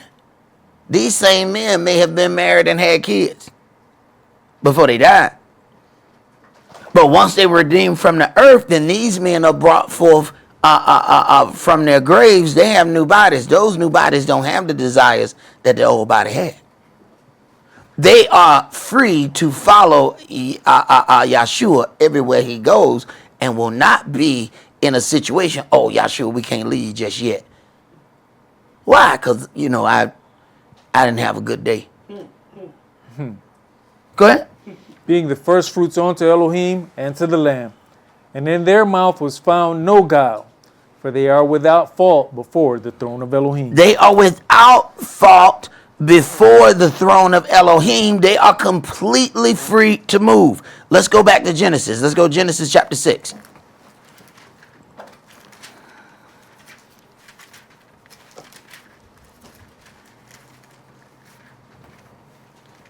Genesis chapter 6, and we're going to read verses 1 through 8. And it came to pass, when men began to multiply on the face of the earth, and daughters were born unto them, that the sons of Elohim saw the daughters of men that they were fair, and they took them wives of all which they chose. And Yahweh said, My spirit shall not always strive with man, for that he also is flesh, yet his days shall be 120 years. So then Yahweh has cut down the lifespan of man. He looked at how the sons of Elohim saw the daughters of men. So this is how the spiritually sighted ones of men then just saw physical women that they were attracted to. Daughters of men are just physically good-looking women.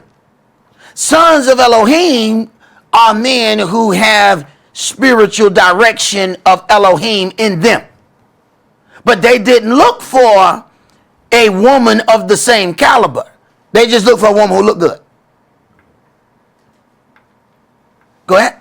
There were giants in the earth in those days. Now, people like to put all of this together, and this is where this doctrine come, where angels were so-called with women. They don't separate these two thoughts. They jump up from verse 2, and then somehow the rest of 2 and 3 don't even exist. They just jump and put 4 and push it up in there. Go ahead. And also after that, when the sons of Elohim came in unto the daughters of men, and they bare children to them, the same became mighty men, which were of old, men of renown. Right. So it says there were giants in the earth in those days. Also, after that, when the sons of Elohim came in unto the daughters of men, and they bare children unto them, their gifts became natural. Instead of having the spiritual gift that Elohim could use, they have natural gifts that make them great among men, and they used it for such. It said certain thing about the Benjamites that they could every man left hand could throw a stone at whatever he was aiming at and not miss. They could move, they were physically gifted. Today they would be in the league somewhere or be a fighter, and we'd be like, oh man, look at that brother. Right. They would take those natural gifts. Instead of fighting the battles of Elohim, we'd be like, yeah, man, brother Hezekiah got to fight tonight. We'd be watching boxing matches. Why? Because they took those spiritual gifts and they used them for natural things. Go ahead. And also, and Elohim saw the wickedness of man was great in the earth, and that every imagination of the thoughts of his heart was only evil continually. And it repented Yahweh that he had made man on the earth, and it grieved him at his heart. And Yahweh said, I will destroy man whom I have created from the face of the earth, both man and beast, and the creeping thing, and the fowls of the air, for it repents me that I have made them. It repents me that I have made him. Now, as we see that there are some doctrines that state that angels procreated with women, Yahshua teachings say the exact opposite. Because their doctrine is disproven by the words of Yahshua, they make attacks against the people personally who do not agree with that doctrine, and they attack their character. But we must remember that if they have called the master of the house Beelzebub, how much more should they call them of his household? Let's go to Matthew chapter 22.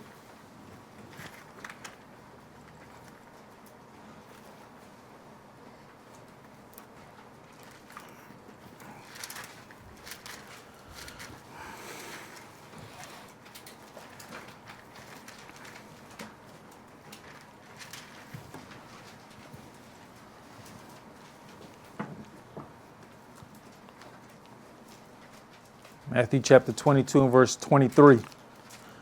The same day came to him the Sadducees, which say that there is no resurrection, and asked him,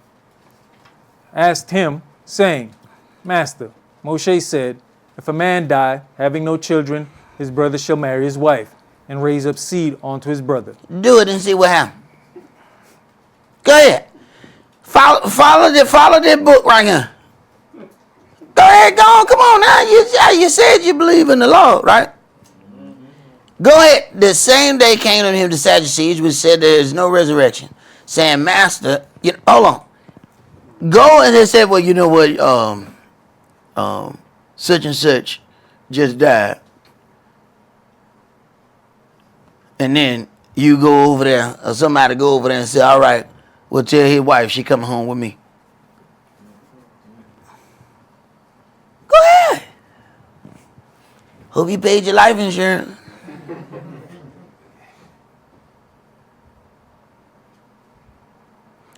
to holler all this kind of stuff, especially when you do something that they don't do or whatever. Oh man, they be like, oh, you in a cult. They ain't read their book. They don't know what's in it.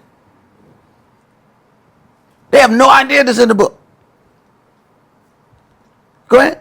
If she agree and she go, they gonna say, well, they must have had something going on while that man was alive. Hey, you better believe it. Man, they gonna call her all kind of name, him all kind of name. Look at that hussy. She's just going through the family.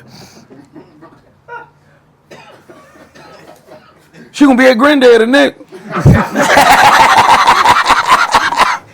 You know how we do? You know how we do? I don't even want to be over there next time. Yeah, I don't. Are we gonna invite her to the dinners? Cause I don't know. Right. Go ahead. Now there were with us 7 brethren, and the first, when he had married a wife, deceased, and having no issues, left his wife unto his brother. Likewise the second left also. his wife unto his brother. We don't even understand what, man, we don't understand this culture.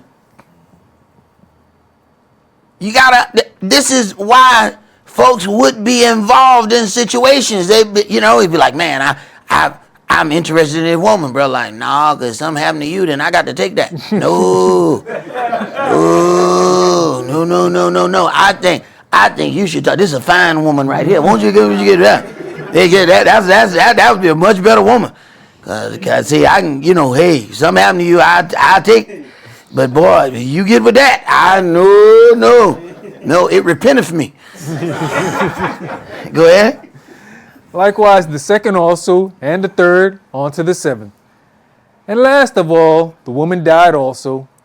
Therefore in the resurrection, whose wife shall she be of the 7? For they all had her. Right.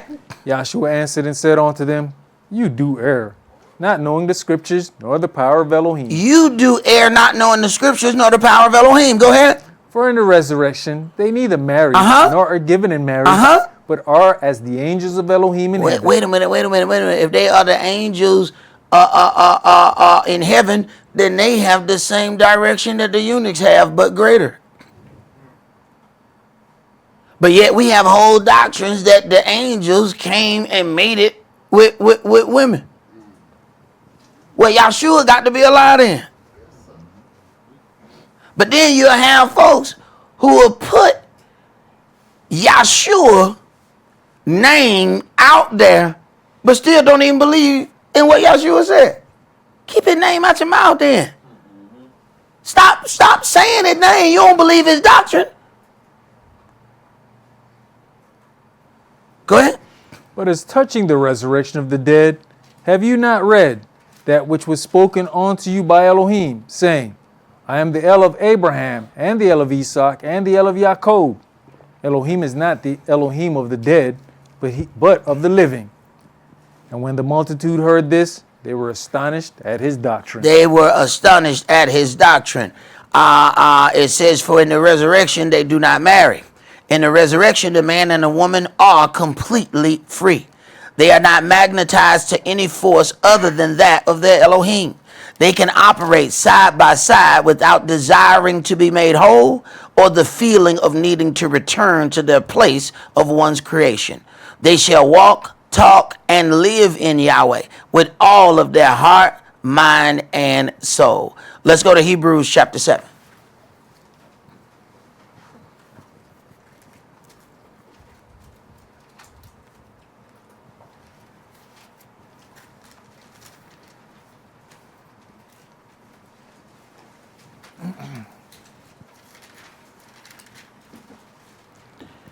Hebrews chapter 7 and verse 1.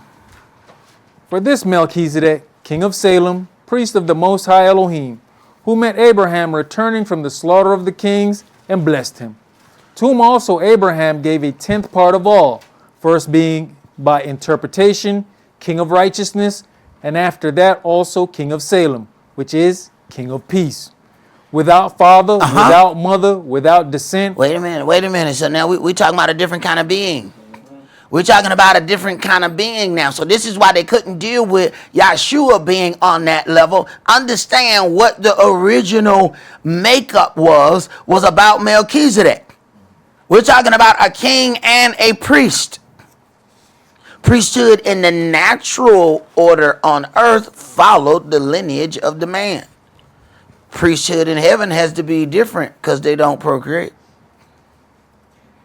Go ahead. Having neither beginning of days nor end of life, but made like unto the Son of Elohim, abides a priest continually. Now consider how great this man was, unto whom even the patriarch Abraham gave the tenth of the spoils. And verily, they that are of the sons of Levi, who receive the office of the priesthood, have a commandment to take tithes of the people according to the law, that is, of their brethren, though they came out of the loins of Abraham. But he whose descent is not counted from them received tithes of Abraham, and blessed him that had the promise. And without all contradiction, the less is blessed of the better. And here men that die receive tithes, but there he received them, of whom it is witness that he lives. And as I may so say, Levi also, who received tithes, paid tithes in Abraham, for he was yet in the loins of his father, when Melchizedek met him. If therefore perfection were by the Levitical priesthood, for under it the people received the law, what further need was there that another priesthood should rise after the order of Melchizedek, and not be called after the order of Aaron? For the priesthood being changed, there is made of necessity a change also of the law. So the law has to be changed because the priesthood was changed. Changed, not done away with. Go ahead. For he of whom these things are spoken pertains to another tribe, of which no man gave attendance at the altar. Now you know they got all kind of doctrine because they can't deal with that part of Yeshua being a sinless individual. Man can't wrap his head around that. So they got those doctrines where him and Mary got a kid. Don't nobody just wipe nobody's feet with their hair unless they doing something. They doing. Oh, okay. They have whole doctrines that have gone there because that one part, if our mind can't go past that point, then we lock everyone else out of it. How is it that nobody can go in because you can't go in? If you can't go in, just stand outside. But don't try to block everybody else from going in. Now, nobody else can have the thought because you can't get it through your head. Go ahead. For it is evident that our Adonai sprang out of Judea, of which tribe Moshe spake nothing concerning priesthood. And it is yet far more evident, for that after the similitude of Melchizedek there arise another priest, who is made not after the law of a carnal commandment. If it was a law of a carnal commandment, then it would have been along the priesthood of Aaron, and one of his father would have been of the Levitical priesthood. But see, as you even deal with who Yosef was, we're talking about from the house of Dawid. So we still could have that seed. Even if it was, he just didn't deliver it that way. Go ahead. But after the power of an endless life. For he testifies, you are a priest forever after the order of Melchizedek. So when you deal with this, then having the birth happen a certain way, it automatically put Yeshua in the eunuch state. So when we go against that, we have to understand exactly what it is that we're actually having a problem with. Let's go to Deuteronomy chapter 20, because now that a king has now stepped into this scenario, we have to deal with some other things. Deuteronomy 17. Deuteronomy 17. And we're going to start at verse 14.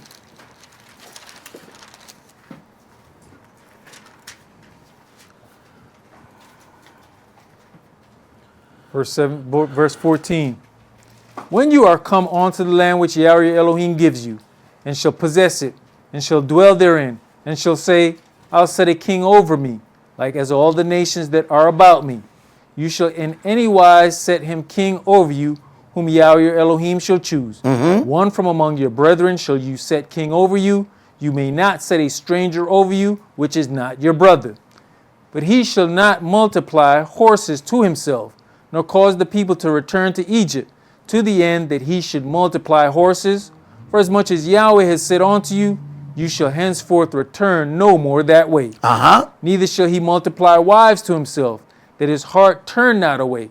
Neither shall he greatly multiply to himself silver and gold. So then we have the situation of the eunuch with this man not being connected to a wife. He has the ability to be led of Elohim in any direction.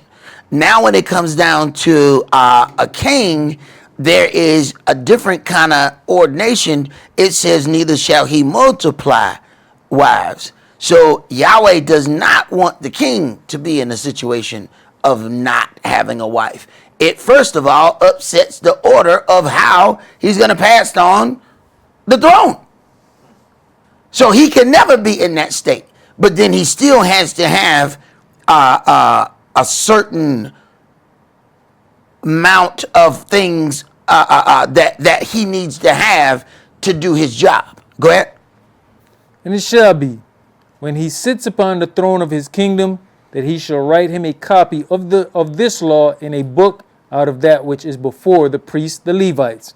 And it shall be with him, and he shall read therein all the days of his life, that he may learn to fear Yahweh his Elohim, to keep all the words of this law and these statutes, to do them. That his heart be not lifted up above his brethren, and that he turn not aside from the commandment to the right hand or to the left, to the end that he may prolong his days in his kingdom, he and his children in the midst of Israel. All right, so the ordination says, neither shall he multiply wives to himself. So we have that part, and then we have to also deal with it. It says that when he sits upon the throne of his kingdom, that he shall write him a copy of this law in a book, which is before the priest. So the king needs to have the same book that the priests have, and it shall be with him, and he shall read therein all the days of his life.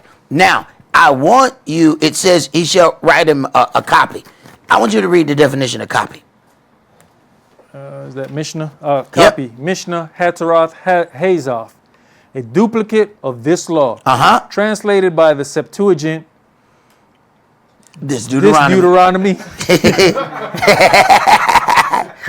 From this version, both the Vulgate and all the modern versions have taken the name of this book, and from it the original word that the Yehudims called it Mishnah. So now you have these people now, the Ish have the Mishnah, and it's supposed to be a copy. But if you have a copy of the law, but the law is it all right. So all right, so we got Genesis, Leviticus, Numbers. Okay, so how you have 19 books of the Mishnah if it's a copy? Somebody wrote slow or something, or he used that big kid book where you got the big writing, and you know what I'm saying, that L went all the way up. Because I'm trying to figure out if it's a copy, then we only have the same number of books from the original one. Then somebody got some extra stuff. Read what the Mishnah is. From H4932. Properly a repetition that is a duplicate copy of a document or a double in amount, by implication a second in order, rank, age, quality, or location. All right, so then the Mishnah is a copy. So the only thing that the Mishnah was supposed to be is the same thing of the Torah. So how we have a Torah, but then we got a Mishnah that's different from the Torah? Wait a minute. Mishnah just means copy of the Torah. How you have two separate things? Right, we have some issues. Let's go to 2 Kings chapter 22. And then as all these other books then are introduced, so are other doctrines introduced in books that should never be. And we take it for granted that we have access to a book. We don't understand that in the days of our forefathers, you would all be coming here, but you ain't turning no page. I'm the only one turning. Because it wouldn't be but one. We have the ability to have a book and to take that book home with us. You can study your book all day, every day if you wanted to. They couldn't do that. You have to understand, when they read, when something was read to them, they could literally be like, oh man, that was deep. Now they got to go home and meditate on that on their own. They can't go meditate on it while reading it. They have no book. And what do? Take for granted that we got one. Go ahead. And it came to pass in the 18th year of King Uzziah, that the king sent Shaphan the son of Azaliah, the son of Meshullam, the scribe, to the house of Yahweh, saying, Go up to Hilkiah the high priest, that he may sum the silver which is brought into the house of Yahweh, which the keepers of the door have gathered of the people, and let them deliver it into the hand of the doers of the work, that have the oversight of the house of Yahweh, and let them give it to the doers of the work which is in the house of Yahweh, to repair the breaches of the house, unto carpenters and builders and masons, and to buy timber and hewn stone to repair the house. Howbeit, there was no reckoning made with them of the money that was delivered into their hand, because they dealt faithfully. And Hilkiah the high priest said unto Shaphan the scribe, I have found the book of the law in the house of Yahweh. And Hilkiah gave the book to Shaphan, and he read it. I have found the book. When they find, that means they ain't been reading out of that. But see, this is part of your punishment. In your punishment, you are separated from all of these things. Go ahead. And Shaphan the scribe came to the king, and brought the king word again, and said, Your servants have gathered the money that was found in the house, and have delivered it into the hand of them that do the work, that have the oversight of the house of Yahweh. And Shaphan the scribe showed the king, saying, Hilkiah the priest has delivered me a book. And Shaphan read it before the king. And it came to pass, when the king had heard the words of the book of the law, that he rent his clothes. And the king commanded Hilkiah the priest, and Ahikam the son of Shaphan, and Achbor the son of Micaiah, and Shaphan the scribe, and Azahiah a servant of the king, saying, Go you, inquire of Yahweh for me, and for the people, and for all Judea, concerning the words of this book that is found. For great is the wrath of Yahweh that is kindled against us, because our fathers have not hearkened unto the words of this book, to do according unto all that which is written concerning us. Right. We have had issues because we didn't do the things that was written in this book. So at the point that we have, or we find out this information, Yahweh is holding us accountable. He know the hour that they found the book. Go ahead.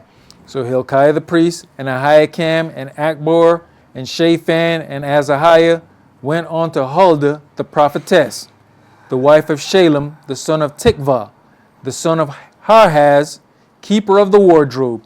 Now she dwelt in Jerusalem in the college, and they communed with her. And she said unto them, Thus says Yahweh Elohim of Israel, Tell the man that sent you to me, Thus says Yahweh, Behold, I will bring evil upon this place and upon the inhabitants thereof, even all the words of the book which the king of Yehudah has read, because they have forsaken me, and have burnt incense unto other gods, that they might provoke me to anger with all the works of their hands. Therefore my anger shall be kindled against this place, and shall not be quenched. But to the king of Yehudah, which sent you to inquire of Yahweh, thus shall you say to him, Thus says Yahweh Elohim of Israel, as touching the words which you have heard, because your heart was tender. Because your heart was tender. Go ahead. And you have humbled yourself before Yahweh. When you heard what I spake against this place and against the inhabitants thereof. See, it matters how you deal with something. It matters how you deal with it.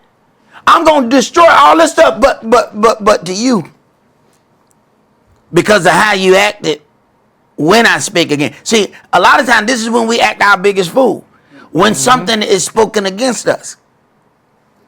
He said, but because of how you handled yourself when I spake against this place, when I spake against that, because of that, go ahead. That they should become a desolation and a curse, and has rent your clothes, and wept before me, I also have heard you, says Yahweh. Behold, therefore, I will gather you unto your fathers, and you shall be gathered in your grave in peace, and your eyes shall not see all the evil which I will bring upon this place. And they brought the king word again. In other words, he gave him the situation that he gave to Hezekiah then. He said, I'm going to do great evil against this people because they hard of hearing. But I'm going to wait till you die, though. I ain't going to do it. You're not going to have to see none of this stuff that I'm going to do, but I'm going to tell you that I'm about to do it. But you're not going to have to worry about it. This is that part where a good testimony speaks for you. Let's go to 2 Samuel chapter 12.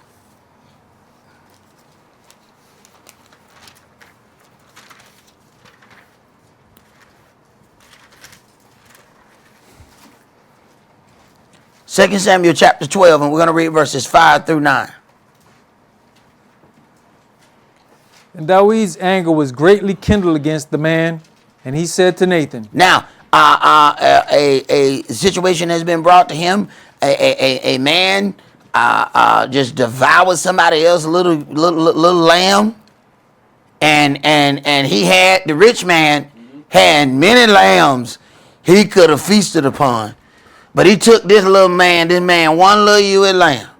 And David's anger was kindled against the man. Go ahead.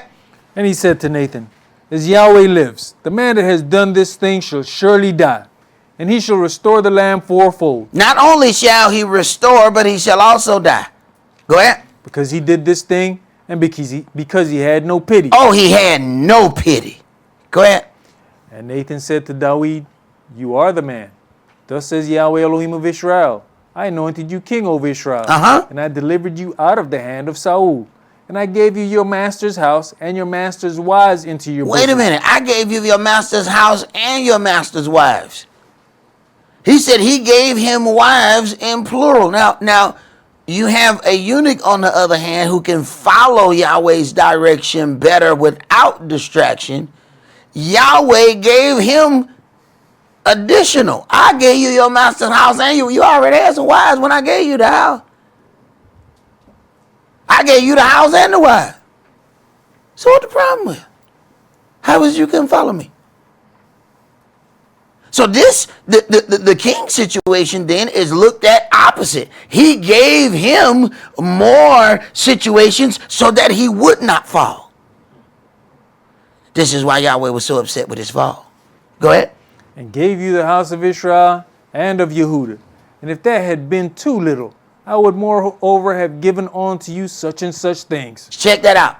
If that wasn't enough, I would have given you more. All you had to do was ask. So this is the opposite of the situation with the eunuch. But remember, Yahweh has divided the priesthood and the kingship. See, the order of Melchizedek had them both. Yahshua stands in them both. On earth, they have to be divided. Go ahead. Wherefore have you despised the commandment of Yahweh to do evil in his sight? You have killed Uriah the Hittite with the sword, and have taken his wife to be your wife, and have slain him with the sword of the children of Ammon. Right. And like we mentioned earlier, look at how many decades pass before Yahweh answers this. Yahweh is not going to run out of time. That's something that we need to consider. Let's go to 2 Samuel chapter 22.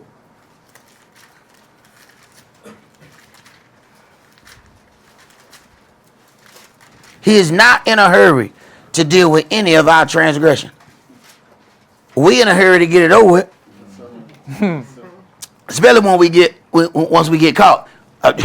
How can we get past this thing? Wait a minute. Now, wait a minute. Now, Now you took your time doing wrong. Now you wanna get right to the. Can we get to the conclusion of? Let us hear the conclusion of this matter. Okay, all right, okay, all right. 2 Samuel chapter 22, and let's start that at verse 18. He delivered me from my strong enemy and from them that hated me, for they were too strong for me. They prevented me in the day of my calamity, but Yahweh was my stay. He brought me forth also into a large place. He delivered me because he delighted in me. Yahweh rewarded me according to my righteousness, according to the cleanliness of my hands, as he recompensed me. For I have kept the ways of Yahweh, and have not wickedly departed from my Elohim. For all his judgments were before me, and as for his statutes, I did not depart from them. I was also upright before him, and have kept myself from mine lawlessness. Therefore Yahweh has recompensed me according to my righteousness, according to my cleanliness in his eyesight. With the merciful, you will show yourself merciful. All right, so he watches how we operate, and then that is what we get. Do we recognize it when it comes back to us that this is what you put out? While we in the midst of woe is me, do you remember what you put out? You can only make a withdrawal if you made some deposits. So when you get in that withdrawal, do you remember the deposit? Now that deposit may have been 2 decades ago. That is of absolutely no consequence to your Elohim. What you remember is not a deciding factor of how he has to deal with things to make sure that you have the atonement of that thing. He don't care that you don't remember it. And not remembering it just makes us walk around and feel justified in what's happening. Because we have decided not to remember. Go ahead. You know, when we just read verse 12, and we're reading about the situation where David is confronted about his wrongdoing. And you can move forward, and then he's saying stuff is, for I've kept the ways of Yahweh, and have not wickedly departed from my Elohim, for all his judgments. You'd be like, well, you committed the sin. Like you say, it's timing. When it was brought to him and he said, you're the man, he said, yep, I sinned. Yep. He didn't try to go around it. Acknowledged it right away. And when that statute was placed in front of him, this is what's going to happen. He didn't cry about it either. He Brother, accepted what was put forth. We would have told 12 lies. We would have had a lie for a lie for a lie. We'd have told so many lies, we didn't remember which one we told. I didn't do it. I wasn't there. I tell you, I don't know the man. What? How many lies did you just tell right now? Go ahead. With the merciful, you will show yourself merciful. And with the upright man, you will show yourself upright. With the pure, you will show yourself pure. This is why people see what they see when they saw what they saw. He give you that mirror. How true did you come at him? That's what he gonna show you then. How pure did you come at him? That's what he gonna show you then. How much of your heart did you put in it when you went toward him? That's what he gonna show you then. So if you seeing nothing, get how much you put in. There you go.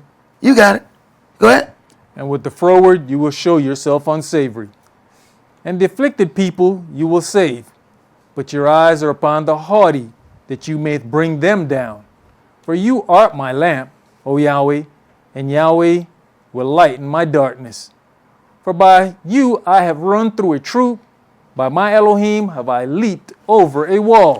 He understand that wasn't his ability. He understand that Yahweh has magnified his ability. He understands that I have not been able to do these things because I'm physically gifted. I've been able to do these things because my Elohim helps me.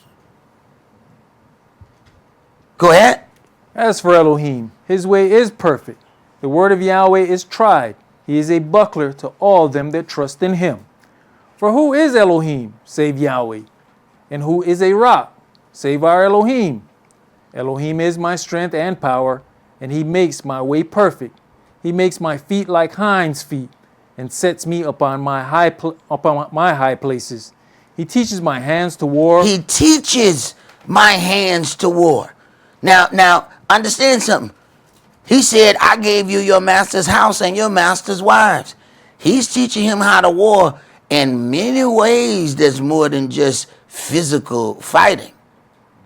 Oh, no. You got lionesses in the house, you learning some strategy. Because they don't operate how men operate. See, there's battles and then there's wars. A war is comprised of many different battles. So then you need to learn something else different than just your physical brute strength. Go ahead. So that a bow of steel is broken by mine arms. All right, you finished that? Yes, sir. All right. Now, we recently read about how King David acquired Abigail, who was the wife of Nabal. King David immediately saw the power in having a wise lioness on his team.